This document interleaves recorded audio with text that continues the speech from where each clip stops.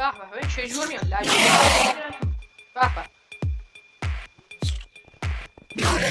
بفرم مهمونی ها.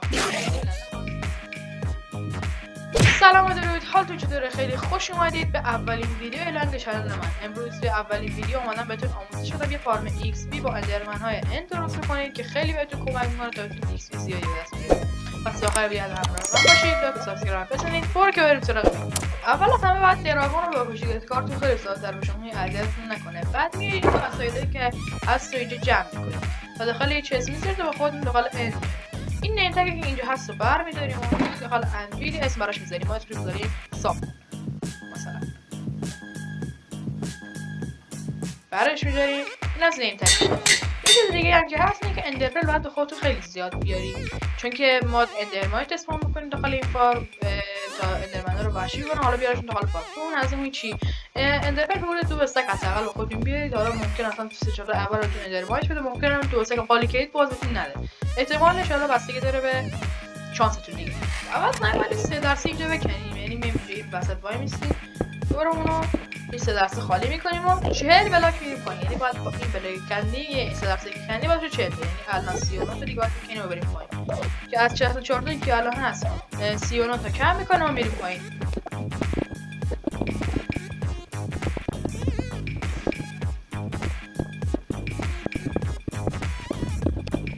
خب حالا که رسیدیم پایین باید به ارتفاع 2 بلاک از هر طرف که دوست داشتید یه اتاق برای خودتون درست می‌کنید، جایی که قراره بیاین پایین و اندرمن‌ها رو بکشین که من 4 تا میزنم، حالا شما اگه بخواید میتونید بیشتر هم بزنید.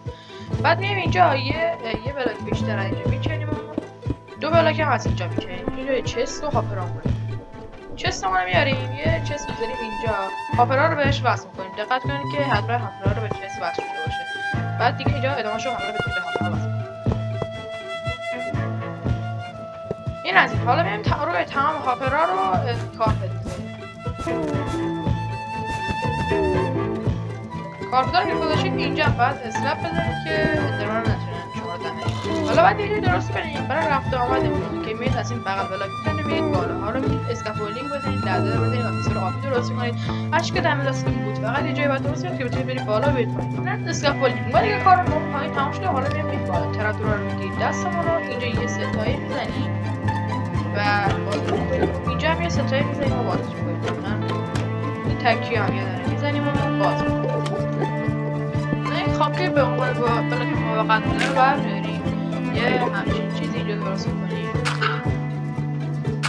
ببینید اینجا حالا دقیقاً این باید دقیقاً وسط این کار باشه، یعنی چون این 3% است باید وسطش باشه. حالا سر این پلتفرم وقتی که واسطه این 3 بلاک دیگه بهش اضافه می‌کنیم، 1 2 3 یه دونه تراکتور می‌ذاریم بالا، دوباره بلاک موقت می‌گیریم دستمون رو دورش کامل پر می‌کنیم و یه بلاک دیگه هم می‌ذاریم.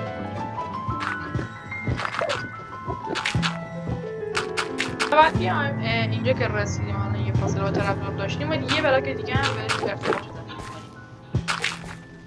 این رو هم می‌بندیم. حالا میایم بغل این وسطیه که اینجا تراکتوره یه دونه ریل می‌ذاریم و میایم دورش کامل پر می‌کنیم. 2 بلاک میایم بالا.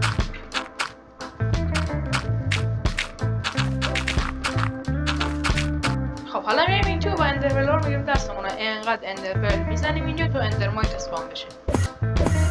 آها اسپان شد. این اندرمایت هم که اسپان شد حالا باید با خودمون نیم تگمون رو بیاریم و ماینکارت هم یادتون باشه که بیاریم. نیم تگ رو میزنیم روی اندرمایتمون، یه ماینکارت میذاریم و میکنیمش تا ماین.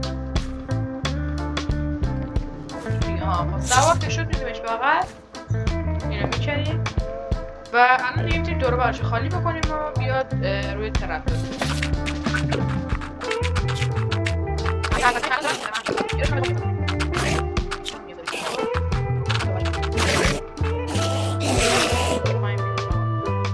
خب حالا تمام اندرمن رو میان که اینو بزنن و میافتن داخل این چاله‌ای که ما درست کردیم و اینقدر دمج میکنن که ما با یه ذره میتونیم اونا رو بکشیم. خب حالا میایم این سیر یعنی که اینجا پر اندرمن شده و حتی حواستون باشه که اگه بخواید بیشتر بگیرید روی شمشیرتون دیگه 3 داشته باشید و اگه دوست داشتید اجر 3 هم روش بزنید تو دمیج بیشتری بهتر بزنید. الان با این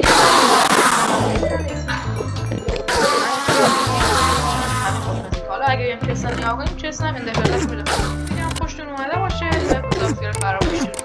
خیلی کمک میکنه. اگه دوست داشتی کامنت خودت بذاری تا ویدیوهای دیگه و آموزش‌های دیگه